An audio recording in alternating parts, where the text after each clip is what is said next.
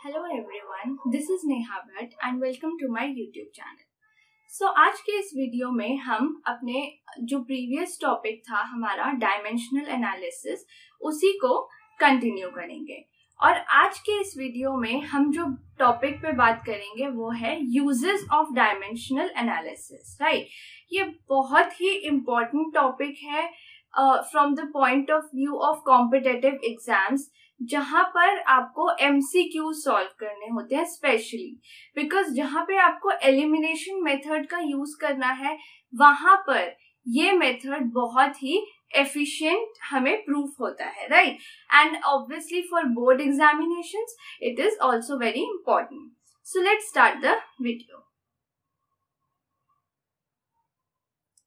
So the topic is uses of dimensional equations, right? Or basically we can say uses of dimensions, right? So let's start. So dimensional equations या फिर dimensions के पता होने से हमें तीन important फायदे होते हैं, या फिर हमारे जो डायमेंशंस हैं उनसे हमें तीन बहुत इंपॉर्टेंट यूजेस हैं। Let's see.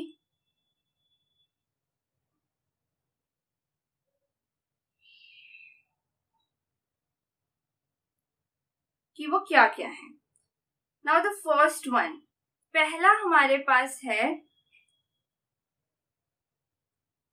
To check the correctness of an equation। देखिए, अब अगर आपके पास कोई भी एक इक्वेशन गिवन है, चाहे वो पूरी फिजिक्स में कहीं से भी हो, तो अब आप कैसे पता लगाएंगे कि वो इक्वेशन वैलिड है भी या नहीं, या फिर वो सही है या वेरीफाइड है, कैसे? सो पहला तरीका ये है कि आप उसकी राइट हैंड साइड लें और लेफ्ट हैंड साइड लें, उनको प्रूव करें, या फिर आपको एक्चुअली वो रिलेशनशिप पता हो उन दोनों के बीच में तभी, या फिर तीसरा तरीका है उनकी डायमेंशंस को चेक करना, राइट। और जो कि बहुत ही ज्यादा एफिशिएंट वे होता है, क्योंकि अगर कोई भी इक्वेशन एक्यूरेट है या फिर ट्रू है, अगर हम कहें that A plus B is equals to C plus D, अगर हमारे पास ये इक्वेशन ट्रू है तो दोनों तरफ की डायमेंशंस, यानी कि जो लेफ्ट हैंड साइड है और जो राइट हैंड साइड है, दोनों साइड्स की डायमेंशंस सेम होनी चाहिए, राइट। और इसी एक प्रॉपर्टी से हम पता लगा सकते हैं कि हमारी जो इक्वेशन हमें गिवन है वो करेक्ट है या नहीं, ठीक है। सो पहला यूज तो हमारा ये हुआ। अभी हम तीनों यूजेस पे एक एक एग्जाम्पल भी देखेंगे। पहले हम देख लेते हैं कि यूजेस है क्या। अब जो हमारा सेकंड यूज है वो क्या है? वो ये है to derive relation between given different physical quantities. अब क्या है कि अगर फॉर एग्जाम्पल आपके पास एक क्वांटिटी दी गई और आपको बोला गया कि आपको एक क्वांटिटी जो कि है, मान लो फॉर एग्जाम्पल x है, ठीक है, और आपको बोल दिया गया कि वो जो x क्वांटिटी है आपको उसका एक फॉर्मूला डिराइव करना है या फिर उसका एक रिलेशनशिप डिराइव करना है, और बस आपको इतना बता दिया गया है कि ये जो फिजिकल क्वांटिटी है ये किस किस पे डिपेंड करती है, ठीक है। मान लो ये डिपेंड करती है A पे, B और C, ये तीन कोई अलग अलग फिजिकल क्वांटिटीज हैं। अब ये फंडामेंटल हो भी सकती हैं और नहीं भी हो सकती हैं। तो अब ये जो x क्वांटिटी है ये इन तीन फिजिकल क्वांटिटीज पे डिपेंड करती है, और आपको ये फाइंड करना है कि इन सब के बीच में क्या रिलेशन है। सो इस तरह के रिलेशनशिप्स फाइंड आउट करने के लिए हमारा डायमेंशंस बहुत इंपॉर्टेंट रोल प्ले करता है। ठीक है, let's see the next use. तीसरा यूज है to change the system of units from one to another. अब इसका क्या मतलब हुआ कि जैसे आपको कोई एक पर्टिकुलर वैल्यू दी गई है और वो किसी एक पर्टिकुलर सिस्टम ऑफ यूनिट में है। फॉर एग्जाम्पल, अगर आपको कुछ दिया गया है जो कि MKS सिस्टम में है with the numerical value, right, यहाँ पर आपका कोई न्यूमेरिकल वैल्यू भी दी गई है और आपको बोला गया कि आपको इस पूरी वैल्यू को, the numerical value and the unit, इनको आपको चेंज करना है CGS सिस्टम ऑफ यूनिट में। ठीक है, तो इस प्रोसेस के लिए भी हम डायमेंशंस का यूज करते हैं। ठीक है, अब हम इन तीनों के एक एक एग्जांपल्स को स्टडी करते हैं टू अंडरस्टैंड कि ये वर्क कैसे कर रहा है। So let's come to the first use, to check the correctness of equation या फिर रिलेशन। सो इसका एग्जांपल हम देखते हैं। इसमें हमारे पास जो रिलेशन गिवन है जिसे हम चेक करेंगे वो है, हमें क्या करना है, डायमेंशनैलिटी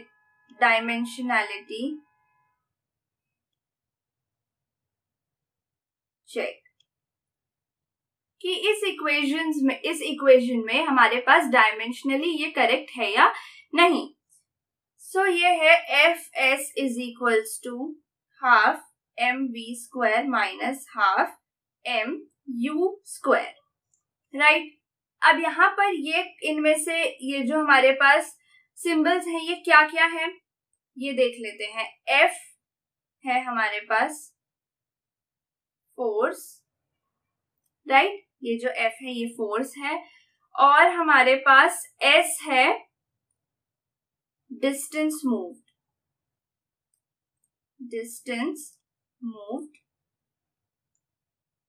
M हमारे पास मास है बॉडी का,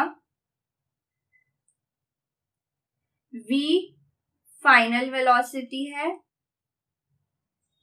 and U is the initial velocity, right. ये सारे हमारे पास सिंबल्स के मीनिंग है। अब हमें इसे चेक करना है। So let's start.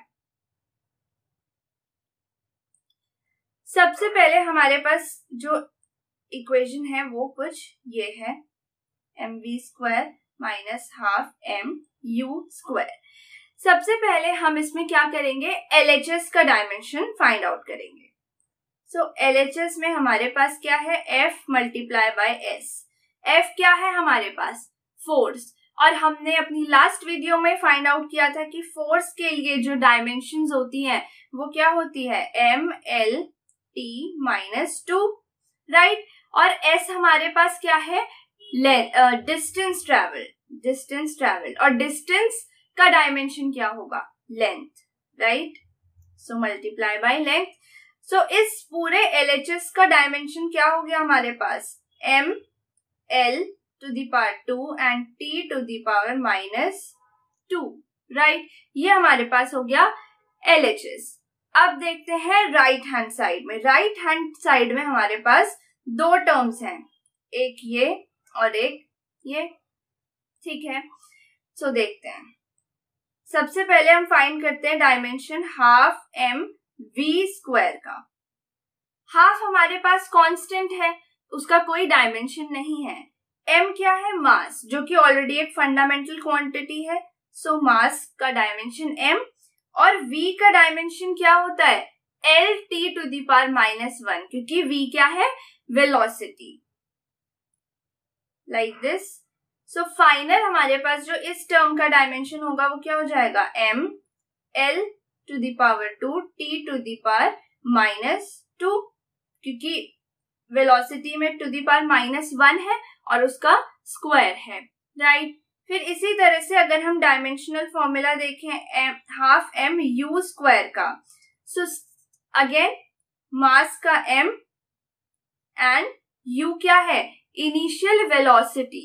So again अब चाहे इनिशियल हो या फाइनल हो, रहेगी तो velocity because the quantity is same, so dimension is same, LT-1 square. So the dimension of this term is ml square t to the power -2, right? अब हमारे पास क्या है, इसमें हमें पता चल गया है कि हमारी जो लेफ्ट हैंड साइड है उसकी डायमेंशन और राइट हैंड साइड में जो दोनों टर्म्स हैं उन दोनों की डायमेंशन क्या आ रही है, देखो ये हमारी सेम आ रही है। इसका क्या मतलब हो गया कि हमारे पास ये जो गिवन इक्वेशन थी वो क्या है, dimensionally correct, right. I hope it's clear. अब हम चलते हैं अपने सेकेंड एग्जाम्पल या सेकेंड यूज की तरफ। सो वो हमारा है, उसका जो हम एग्जाम्पल कंसिडर करेंगे वो कुछ ये है। यहाँ पर क्या गिवन है, कंसिडर अ सिंपल पेंडुलम। हम एक पेंडुलम कंसिडर करेंगे और उसमें क्या दिया है कि जो पीरियड ऑफ ऑसिलेशन है, पीरियड ऑफ ऑसिलेशन है, पीरियड ऑफ ऑसिलेशन क्या होता है कि कितनी देर में पेंडुलम एक ऑसिलेशन कंप्लीट करेगा। So basically period is what, time, ठीक है। So period of oscillation of the simple pendulum depends on, अब ये पीरियड किस किस पे डिपेंड करता है, length and acceleration due to gravity पे। सो हमें क्या दे दिया है, हमें दो फिजिकल क्वांटिटीज दे दी गई हैं और बोला गया है कि जो पीरियड है उस पेंडुलम का वो इन दोनों पे डिपेंड करता है और हमें क्या करना है, हमें उस पीरियड ऑफ ऑसिलेशन के लिए हमें एक्सप्रेशन फाइंड आउट करना है, ठीक है। अब दूसरा यूज हमारा यही था कि रिलेशन अलग अलग क्वांटिटीज के बीच में फाइंड करना। सो लेट्स सी कि ये कैसे हो रहा है। सॉल्यूशन, ठीक है। अब हम कंसिडर कर लेते हैं कि हमारे पास जो पीरियड ऑफ ऑसिलेशन है वो t है, ठीक है, वो t है और ये प्रोपोर्शनल है किस किस के, क्या क्या क्वांटिटीज पे डिपेंडेंट बोला गया है। एक तो लेंथ, जो कि अगर हमारी L है, पेंडुलम की लेंथ अगर हम L कंसिडर करें, सो L है, इसकी कुछ पावर होगी, यही हम देखते हैं डायमेंशंस में, तो L की कुछ पावर होगी, लेट अस से A। और दूसरी टर्म हमें क्या दी गई है, quantity C, acceleration due to gravity, यानी कि स्मॉल g, और इसकी भी कुछ पावर होगी। अब अभी हमें ये नहीं पता है कि A और B की क्या वैल्यूज है, हमें यही फाइंड आउट करना है, ठीक है। सो ये हो गया अब हमारे पास। अब हम इनकी डायमेंशंस को इक्वेट करेंगे। सो लेट्स सी, अगर हम LHS में देखें तो LHS में हमारे पास क्वांटिटी क्या है, टाइम, यानी कि पीरियड ऑफ ऑसिलेशन, जो कि होती है t, और इसकी डायमेंशन क्या होगी हमारे पास, टाइम, यानी कि m to the power 0, L to the power 0, t to the power 1, क्योंकि इसमें m और l का डिपेंडेंस नहीं है। अब आते हैं हम अपने राइट हैंड साइड की। राइट हैंड साइड में अगर हम देखें तो हमारे पास डायमेंशन किस किस की होगी, एक L की पावर A की और G की पावर B की, राइट। अब L हमारे पास क्या है, L लेंथ ऑफ पेंडुलम, जो कि है कैपिटल L होगी length, to the power A, ठीक है, L to the power A। And small g हमारे पास क्या है, स्मॉल g हमारे पास है एक्सेलरेशन ड्यू टू ग्रेविटी, और हमें पता है एक्सेलरेशन की यूनिट्स क्या होती है SI में, मीटर पर सेकेंड स्क्वायर, यानी कि लेंथ पर time square. So L t to the power -2, this we have already discussed, और इसकी पावर कितनी है, B, G की पावर B, राइट। ये कुछ ऐसा बनेगा हमारे पास, ठीक है। अगर हम इसको M, L और T की टर्म्स में लिखें तो L का हमारे पास कोई डिपेंडेंस नहीं है यहाँ पर, सो M की पावर हो जाएगी 0, L की पावर अगर आप देखें A यहाँ पर है और एक B यहाँ पर भी आएगी, तो जब हमारे पास बेस सेम है तो पावर्स क्या हो जाती है, add, so L to the power A plus B, right. और T कहाँ है, इसमें तो नहीं है, सिर्फ इसी में है, तो T की पावर -2B। ये हमारे पास कंप्लीट डायमेंशन बनी राइट हैंड साइड की। आई होप ये यहाँ तक क्लियर है। अब क्योंकि हमें गिवन है कि वो डिपेंड कर रहा है और रिलेशन ट्रू है, ट्रू होगा ही क्योंकि डिपेंडेंस हमें क्वेश्चन में गिवन है, इसका मतलब ये जो दोनों राइट हैंड साइड और लेफ्ट हैंड साइड की डायमेंशंस हैं वो इक्वल होनी चाहिए। सो अगर हम कंपेयर करें, इक्वेट करें लेफ्ट हैंड साइड की डायमेंशन जो कि कुछ ये है, किससे?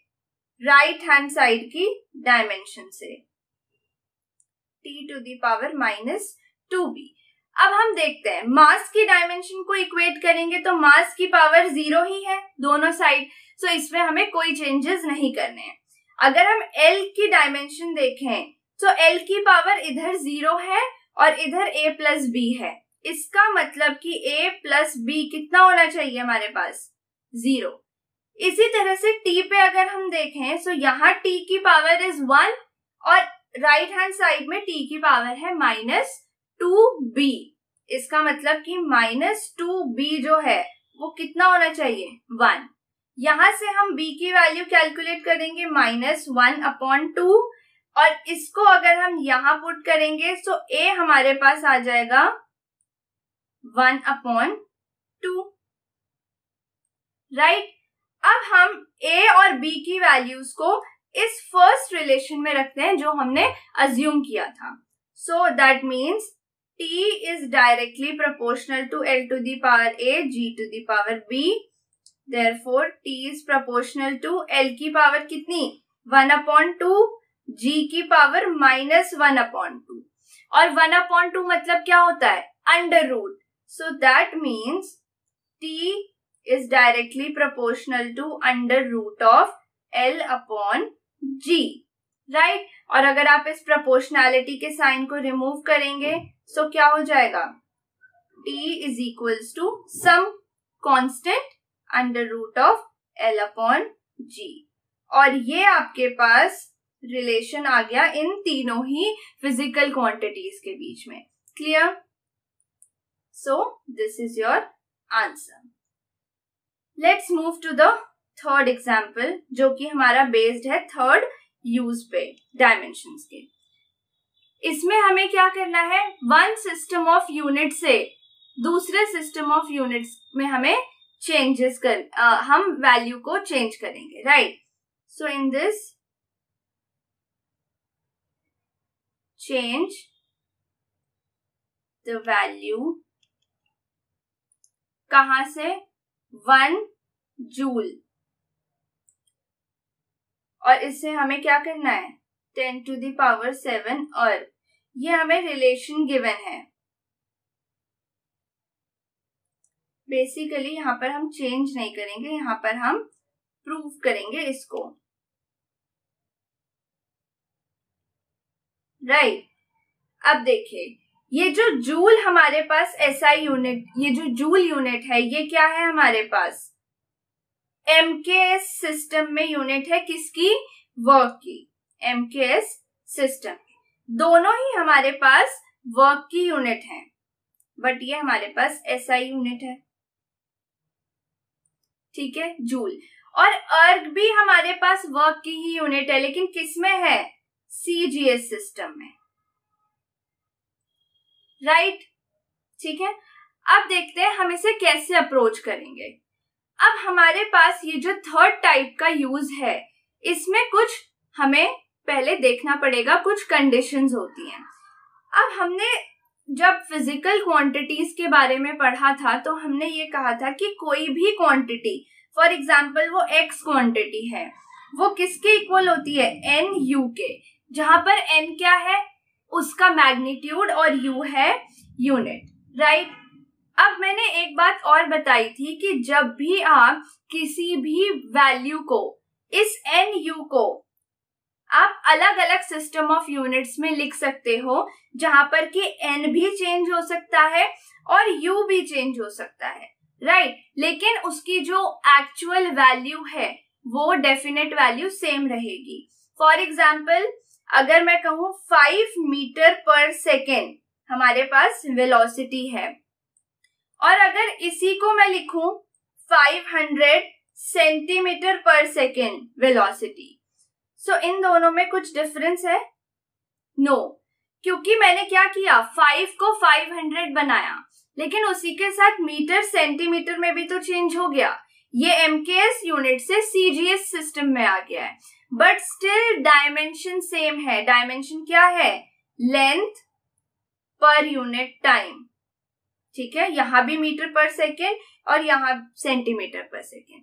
ठीक, तो इसका मतलब क्या है कि चाहे आप किसी भी सिस्टम में लिखें, आपके पास जो एन यानी कि नंबर, जो मैग्नीट्यूड और यूनिट का जो प्रोडक्ट है, इसका डायमेंशन सेम रहेगा, इट इज कांस्टेंट। तो इसका मतलब अगर आपके पास कोई नंबर है, उसमें आप लिखें n1 और जो यूनिट है उसकी डायमेंशन, ठीक है। सो फॉर एग्जाम्पल m1 है, इसकी पावर a है, l1 की पावर b और t1 की पावर c। ये आपके पास फर्स्ट सिस्टम ऑफ यूनिट है। ये इक्वल रहेगा किसके? जो हमारे पास दूसरी सिस्टम ऑफ यूनिट्स होगी, यानी कि n2 then m2 to the power a then l2 to the power b and t2 to the power c। ये abc सेम क्यों रहेंगे? क्योंकि डायमेंशन हमारी इसमें सेम रहने वाली है। इसका मतलब डिपेंडेंस किस पर? मास, लेंथ और टाइम पर। उनकी जो पावर्स हैं वो भी हमारी सेम ही रहेंगी। सिस्टम ऑफ यूनिट्स बदलने से डायमेंशन पर कोई फर्क नहीं पड़ेगा, राइट। तो इसका क्या मतलब हुआ कि अगर आप यहां से n2 की वैल्यू फाइंड करना चाहें, यानी कि अगर आपको एक सिस्टम ऑफ यूनिट का नंबर पता है और दूसरे का फाइंड करना है, तो क्या होगा? वो m1 upon m2 to the power a, l1 upon l2 to the power b, t1 upon t2 to the power c multiply by n1, right. अब इसी इक्वेशन को हम यूज करेंगे अपने थर्ड एग्जाम्पल में। अगर हम यहाँ पर देखें इसमें, सो हमें क्या बोला गया है? 1 joule is equals to 10 to the power 7 erg. अगर हम कहें ये क्या है? n1 u1 is equals to n2 u2। अब n1 हमें पता है, अगर हम यहां से n2 फाइंड कर लें, सो हम इस इक्वेशन को प्रूव कर देंगे, ठीक है। This is 2, right. So let's move forward, हम इसको प्रूव करते हैं। सो n2 हमारे पास, इस इक्वेशन को देखते हुए चलेंगे हम, ठीक है। n1 क्या है? ये 1 जूल 1 मल्टीप्लाई बाय m1 हमारे पास क्या है? यानी कि जो जूल है उसमें हमारे पास मास के लिए क्या यूनिट है? kg, 1 kg।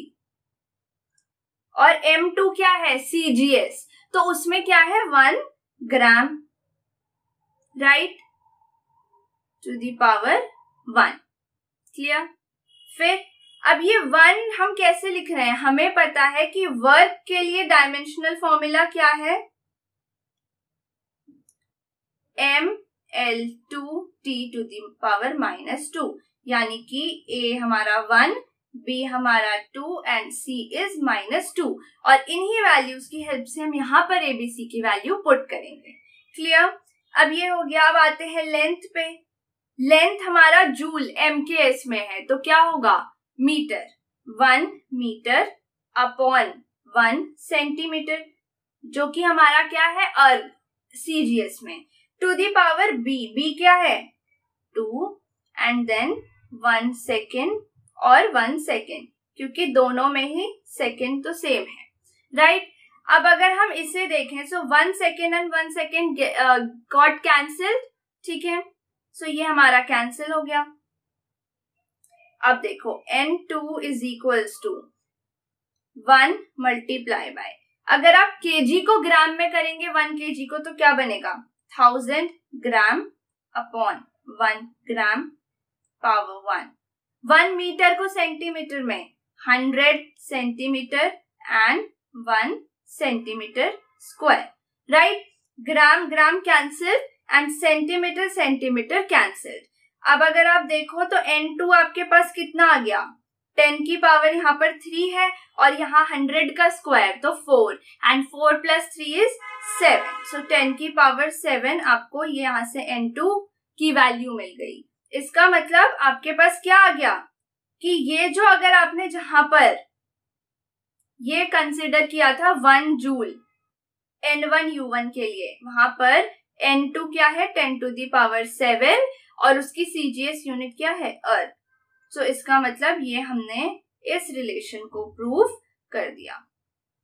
Proved, right? So this is all about the uses of dimensional analysis. I hope it's pretty much clear to you. अब आप इसके कुछ examples करेंगे इन तीनों uses के based, so आपको ये और ज़्यादा clear हो जाएगा, right? So this is all about in this video. Thank you very much. If you like this video,